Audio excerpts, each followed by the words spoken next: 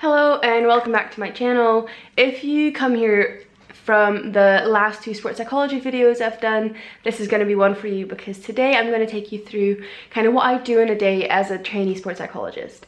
So today is Friday, which is my sports psychology day. So for me personally, I have a job with the University of Edinburgh as a trainee sports psychologist. I am contracted for 1 day a week or 8 hours. It's very flexible in terms of when I do those hours or how I fill them in. So I do that. So usually my Friday is my sports psychology day because the other days of the week I have a different job that I do. So obviously I can't do my sports psychology work on those days. But today is Friday, which means sports psychology work.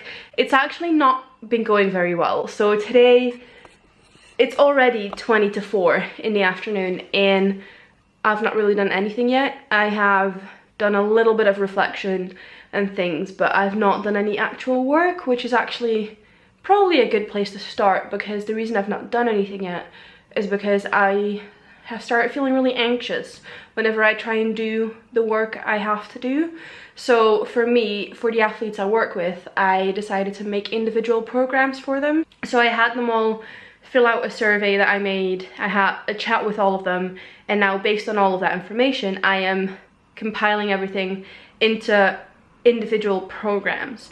So what I am doing is going through figuring out what their top goals are, what the aims are, what they want to improve upon, and then I'm basically writing out things that they can start with and things that they can look into. So for example, if one of the athletes' goals is to increase their confidence when they're playing, I will give the recommendation to start off with trying self-talk and what else? Imagery, for example. This is obviously just random. It's not always imagery and self-talk when you want to increase your confidence. It depends on who you are as a person and everything like that.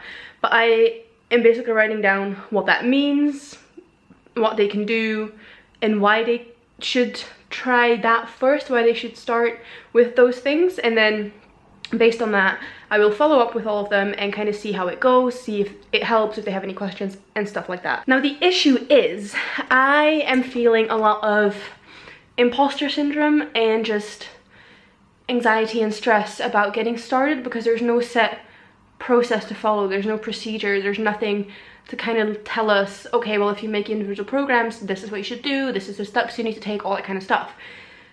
So I'm just feeling very, I don't know, scared to start, which is stupid because whenever I think about it, whenever I talk about it, it seems quite clear in my head what I'm meant to be doing, but then when I sit down at my computer and I go and type and like try to actually work it out, I just start feeling like I'm not doing it right, or it's not going to be helpful, or just stupid intrusive thoughts like that, which are not true. That's one thing I've really noticed on this journey, is that the most difficult part is not doing the work, it's overcoming those thoughts that creep in. Thoughts of we're not supposed to be here, we can't do it, we're wrong, we're not qualified, all that kind of stuff, which is wrong. Like, I am qualified, I know this stuff, I know what to do. I just need to believe in myself, and I also need to not be afraid to make mistakes because, like I said earlier, it's all individualized. So even if I now make those individual programs and say I tell an athlete to start with self-talk and they come back to me and they're like, this is rubbish, this does not work for me at all, that's fine. It's not that I've failed as a sports psychologist, it's just an avenue that doesn't work for that specific person. So now I can look into other things that could potentially work better. So I need to stop being scared of trying and failing, because especially with something like sports psychology, unless you try, you don't know if it's going to work or not. So I need to just get to it and not hold myself back. So that's the plan now. I think I'm gonna set myself a timer or something for maybe like 10 minutes to just do some work, write some things down, and then go from there. I'll keep you updated, but I don't know how it's gonna go. I really don't know, but that's the plan. That's the plan. So just to give you guys an idea of what I'm doing, I've obviously blanked out the name because that's confidential. I don't want to share the names of the people I'm working with and stuff. So as you could tell from that little clip that I've just shown you, I just put their name, the sport position, the primary and secondary outcome, and then the recommendation, and then underneath that I go into more detail. So the primary and secondary outcome is what we would like to eventually have happen. So for example, this person want to improve their short-term focus and learn about mental skills. So then my recommendation was self-talk and imagery and visualization. Next, I'm going to break that down a bit more. So I'm going to set 3 to 5 goals. I don't want to do more than 5. Ideally, I would like 3, sometimes even less. So the 3 goals for this person were to, 1, identify the distractions. So this will obviously help them figure out why their short-term focus is not great and why they want to improve it. So next to the goal, I write the activity. So for activity, for that one, I said, reflect on what's distracting you. What are the internal distractions? What are the external distractions? I'm just going to add some more reflective questions and prompts for them to start thinking about what it is that is stopping them from being able to focus during practice and games. And then in the last column, I will add some resources if I can find any. So if there is a good video or podcast or article or anything like that, I'm going to link it so that they've got more things to pull from, more sources to kind of look into when they're trying to apply these things. So that's the first goal. Second goal was combating internal distractions. And then the third goal is combating external distractions. So once they've identified what it is that's distracting them, then next we're going to look at how to overcome them and have them not distract us anymore. That's kind of how I'm doing it. I need to do like about 30 of these, so there's quite a lot of work. I was hoping to finish them today, but I'm not going to be able to, and I'm not going to beat myself up about it. I will continue working on them throughout the week and hopefully get them sent out by the end of next week. So that's where we're at. Hello, so I can't really remember what I was saying in the last clip. So I think I was talking about making individual programs for my athletes, and I just wanted to give an update. It's not really been going well. It's honestly really hard. I think there's a lot of struggles as a trainee sports psychologist that people don't really talk about much, or unless you know another trainee sports psychologist who you can share with and who you can talk with and just do this qualification with, you don't really hear about this. So I thought I would include this little clip of me explaining my struggles basically. So this is not the same day, so this is filmed, I don't even know when the last clip was filmed, so this is filmed quite a few days later. So in between that last clip that you saw and now, I have had some contact hours with athletes. So I have had like a one-to-one with one of my athletes. I've had some sessions with teams as a whole, just kind of welcoming them back and explaining what's going to happen and things this semester, seeing how everybody is, because I work for the University of Edinburgh as a trainee sports psychologist, as you can tell by my little sign. So which means that they obviously have just been on Christmas holidays because they're students, so they've just been back. I think they've been back for a week at this point, maybe 2 weeks. I think it's just been a week. So new semester, renewed goals, things like that. I had a little bit of a catch up. I have to send some more messages and things, but I've just been struggling a little bit, and not just with my sports psychology work, but with life. Not necessarily, it's not as bad as that, but there's been a lot of things going on in my life outside of my sports psychology qualification, and with me only having a limited amount of time able to spend on my sports psychology qualification, I pretty much constantly feel like I'm behind, and I feel like I can't do as much as I could or should or would want to do. I can't spend enough time doing my sports psychology work. I can't progress as quickly as I would like to. I can't deliver the type of work I would want, because the reason I've not finished my individual athlete programs is because I've simply not had the time. I've not been able to sit down, properly focus, and write these out. And on top of that, because being a trainee sports psychologist especially, you're basically doing whatever you want, in the sense of there's no clearly defined, this is what you need to do, this is what we expect. And there might be, depending on the setting that you work in, but for me, the coaches I work with are very much leaving it all up to me, giving me a blank slate, basically being supportive, but not directive at all. They're just telling me to do what I think is best for the athletes, what I think the team would benefit from most, which is amazing because you can really focus on developing that sense of figuring out what the athletes need, what the team needs, building those relationships, which is all really important. But it also means that when it comes to things like this, where you come up with ideas or you think, oh, I'll do XYZ, you are the one to fill it out and you're the one to set up the process. There's no step-by-step guide telling you how to do pretty much anything. So it's just been hard because I've been second-guessing myself. I've been doubting what I'm doing. I've been doubting my knowledge, my expertise, which I know I have. I know I'm knowledgeable. I know I'm theoretically qualified. I know what I'm doing.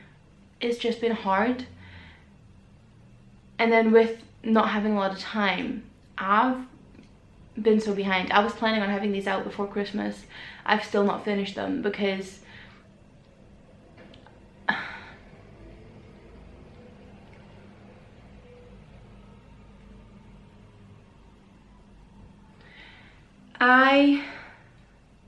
I'm not even sure.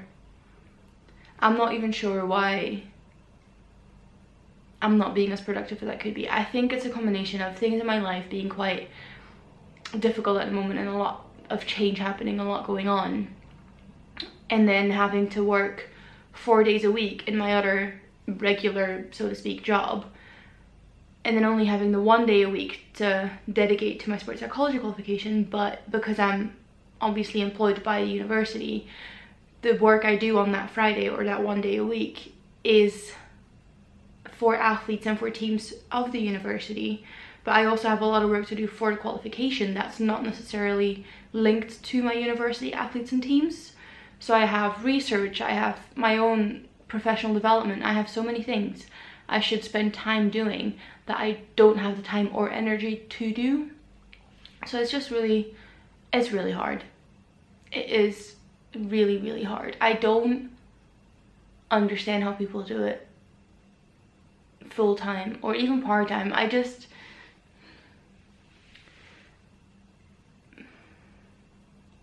don't know. I've not really worked out all my thoughts around this. I think I want to have a chat with my mentor at work about this all because I feel like I'm getting too much in my own head. I feel like I'm thinking about it by myself too much.